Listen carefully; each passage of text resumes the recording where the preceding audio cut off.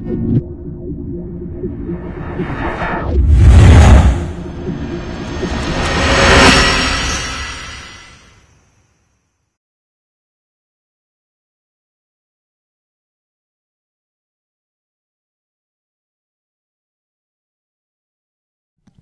máme tu ďalšiu spartianskú ženu nášho Islabs týmu. Predstav sa nám, aj keď mnohí z priaznivcov Islabs týmu ťa už určite poznajú.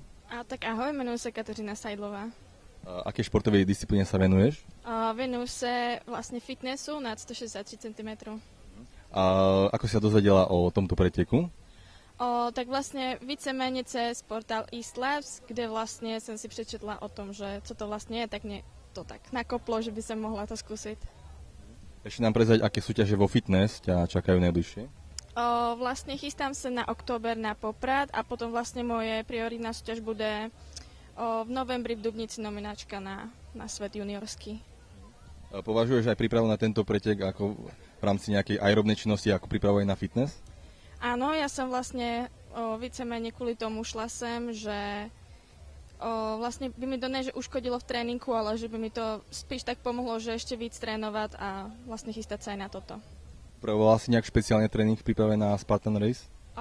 Neupravovala som víceméně vôbec, ja som sa chystala na tú fitness soutěž, ale vlastne vždy po tréninku som si přidala navyše bradla, hrázdu alebo nejaké tie angličáky a tak. Výborne. Takže držíme ti palce aj v rámci tvojich súťaží vo fitness, aby si nás dobre reprezentovala. No a samozrejme aj na tomto preteku. Všetko dobré. Ďakujem krásne. Takže máme tu už po cieli ďalšiu našu spartianskú ženu. Ako sa cítiš? Ja úplne super. Zvládla si tú trať v pohode? Celkem áno, ja som čekala, že mi to bude dělat väčší problémy, ale nakoniec sa to celkem dalo. Pomohli mi aj chlapci, co tam byli, tak podpořili, takže sa dalo. A bola predsa len nejaká prekážka, ktorá ti robila nejaké potiaže? Celkem áno, byl to vlastne ten šplch, lebo měla som topánky plné vody a celé to bylo už zablátené od tých, co tam byli přede mnou, takže sa mi to strašne šmykalo, tak to som nezvládla. No. Musela si tam robiť tie trestné angličáky? Áno, delala som je, dvakrát som delala. Dvakrát ešte pri ktorej disciplíne? Hotoštepom som, nezapíchol som mi, no.